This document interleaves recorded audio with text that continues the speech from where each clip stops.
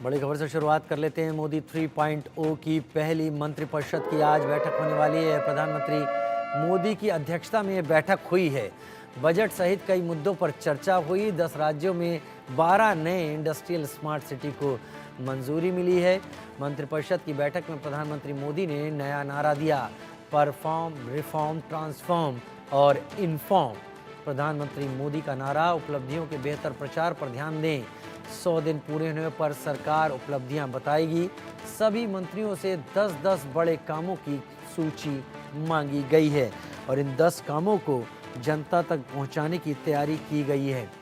यानी perform, reform, transform और इसके बाद इन्फॉर्म को भी प्रधानमंत्री ने जोड़ा कि ये काम करने के बाद इनका पहुंचना और इनको पहुंचाना भी जनता तक बहुत ज़रूरी है।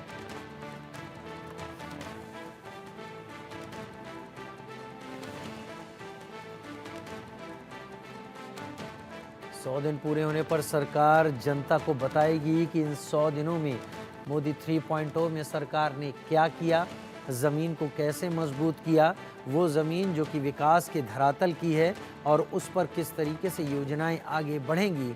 इसको लेकर प्रधानमंत्री ने एक खाका भी खींचा और कहा कि अब इसे जनता तक पहुंचाना है। अपने अपने 10 बड़े काम सभी मंत्री सामने लाएं। इन कामों के जरिए बीजेपी और गठबंधन जनता के बीच जाएगा कि 100 दिनों में हमने क्या किया है। केंद्रीय मंत्री मंत्रिपरिषद की बैठक एक एक करके आप सबको देख रहे हैं। रामदास अठावले आप देख रहे हैं, रवनीत सिंह बिट्टू इस वक्त दिख रहे हैं, मनोहर लाल खट्टर, धर्मेंद्र प्रधान, प्रधानमंत्री नरेंद्र मोदी, जितेंद्र शर्मा, संजय शर्मा हमारे साथ, हमारे सीनियर एडिटर इस वक्त ज़्यादा जानकारी के साथ जुड़ गए हैं।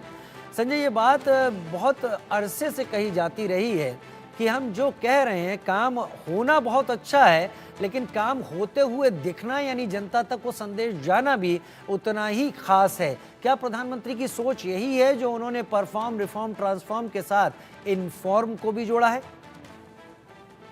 देखिए, प्रधानमंत्री नरेंद्र मोदी ने सभी केंद्रीय मंत्री से सबसे पहले यही बड़ी बात कही कि आप सभी के भरोसे मैं सरकार चला रहा हूं।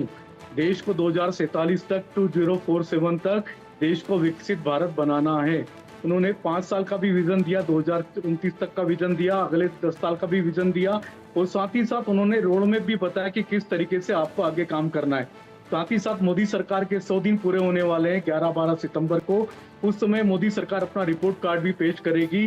सभी केंद्रीय मंत्री को ये भी निर्देश दिए गए कि उनके मंत्रालयों के जो 10 बड़े काम है, अगर उन्होंने नहीं किया तो तुरंत करें और वो लिस्ट उन बड़े कामों की 5 सितंबर तक सौंपना अनिवार्य है। 2 केंद्रीय मंत्रियों की ड्यूटी लगाई गई है जो इसको फॉलो करेंगे।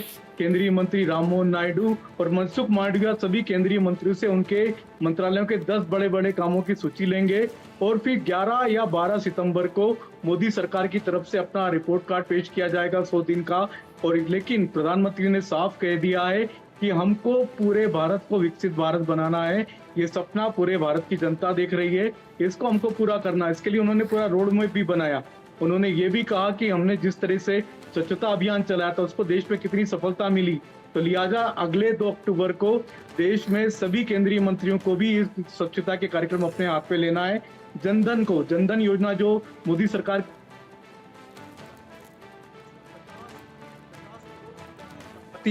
लाभार्थियों को लाभ पहुंचा है, तो प्रधानमंत्री ने उनसे भी यही कहा कि इस योजना का जश्न मनाना चाहिए क्योंकि मोदी सरकार की फ्लैगशिप योजना थी जिसको इतनी बड़ी कामयाबी मिली है। इस तरह से उन्होंने अपनी कई योजनाओं को भी गिनाया, लगभग 73 ऐसी घोषणाओं को भी बताया कि जो पिछले 85 दिनों में 85 दिनों में मोदी सरकार ने की थी। जो मोदी सरकार ने की थी, संजय जी थोड़ा और विस्तार दें। जो जनता आपको सुन प्रेजेंटेशन दी, जो जनता आपको सुन रही है संजय जी, ये प्रधानमंत्री ने अपनी पूरे मंत्रिपरिषद की बैठक बुलाई थी। जाहिर है इसमें अलग अलग दलों से जुड़े हुए सभी मंत्री शामिल हुए। ये जिम्मेदारी को लीड कौन कर रहा है? क्या एनडीए गठबंधन के तौर पर इसमें आगे बढ़ेगा या फिर बीजेपी इस पर लीड लेगी जनता तक पहुंचाने के लिए? प्राइमरली प्राथमिक तौर पर ये जिम्मेदारी किस संगठन को दी जा रही है? देखिए, हमने देखा कि 2 केंद्रीय मंत्री की ड्यूटी लगाई है। एक टीडीपी से हैं, राम मोहन नायडू जो टीडीपी से आते हैं, साथ ही साथ बीजेपी से आते हैं, मनसुख मंडाविया जो खुद भी गुजरात के हैं। तो ये 2 केंद्रीय मंत्रियों की जिम्मेदारी लगाई गई है, जो सभी केंद्रीय मंत्रियों के कामों को फॉलो करेंगे। 5 सितंबर तक उनसे अब सब उनके एक बड़े कामों की लिस्ट लेंगे। लेकिन जहां तक मोदी जी की बात है, प्रधानमंत्री की बात है, तो उन्होंने सभी को एजेंडा दे दिया है कि आपको अगले 5 साल क्या-क्या काम करने हैं, 10 साल क्या-क्या काम करने हैं और 2047 तक का विजन रख करके क्या-क्या काम करना है। तो देश को विकसित भारत बनाने के लिए प्रधानमंत्री ने यह पहली बड़ी बैठक थी काउंसिल ऑफ मिनिस्टर्स की, जिसमें सभी केंद्रीय मंत्रियों को उससे साफ कह दिया है कि भारत में यह प्रचलन है कि पहले खाना फिर बाद में काम। लेकिन आपको पहले काम करना होगा, खाने की चिंता बाद में करनी होगी। यानी आपको सब कुछ चीजें छोड़ते हुए सिर्फ काम पर ध्यान देना होगा, क्योंकि देश की 140 करोड़ की जनता की निगाहें आप पर लगी हुई हैं। तो प्रधानमंत्री नरेंद्र मोदी ने बड़ा विजन दे दिया है। अब केंद्रीय मंत्रियों को उससे ये कहा गया कि अपने कामों में तेजी लाएं, अपने कामों में गति दिखाएं, ताकि मोदी सरकार भी जनता के बीच में जाकर के कहे कि हाँ, मोदी सरकार ने ये काम जनता के हित के लिए, भलाई के लिए किया है। संजय जी, आपका आकलन क्या कहता है? क्या प्रधानमंत्री नरेंद्र मोदी को ये महसूस हो रहा है कि या हुआ है कि काम तो किए जा रहे हैं लेकिन जनता तक वो बातें पहुंच नहीं रही या पहुंचाई नहीं जा पा रही, तो वो कहीं बहुत सरकार के काम के आड़े आ रहा है? क्या उनका इससे मतलब हम निकालें?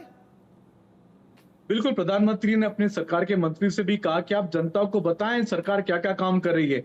उन्होंने इसी तरह से 73 ऐसे काम गिनाए हैं, जो मोदी सरकार ने पिछले 85 दिनों में किए हैं। तो प्रधानमंत्री ने सभी केंद्रीय मंत्रियों से कहा कि वो जनता के बीच में जाकर के बताएं, उनके बीच में जाएं और बताएं कि सरकार ने क्या-क्या डिसीजन उनके हित के लिए किए, उनकी भलाई के लिए किए हैं। तो ये बताना केंद्रीय मंत्रियों की जिम्मेदारी है। सोशल मीडिया पर सक्रिय रहें, लोगों को जानकारी दें कि सरकार उनके लिए क्या-क्या काम कर रही है और जनता की क्या-क्या अपेक्षाओं को, किन-किन अपेक्षाओं को पूरे करने जा रही है। तो ये सारे काम उन्होंने केंद्रीय मंत्रियों से कहा है। उन्होंने ये भी कहा कि ये काम मैं सारे अकेले नहीं कर सकता, मैं आपके भरोसे सरकार चला रहा हूँ। लिहाजा आपकी जिम्मेदारी बनती है कामों को करने की, कामों में तेजी लाने की और कामों को अंजाम देने की। बहुत शुक्रिया संजय शर्मा, हमारे सीनियर एडिटर, हमारे साथ जुड़ने के लिए, इस जानकारी के साथ आपका।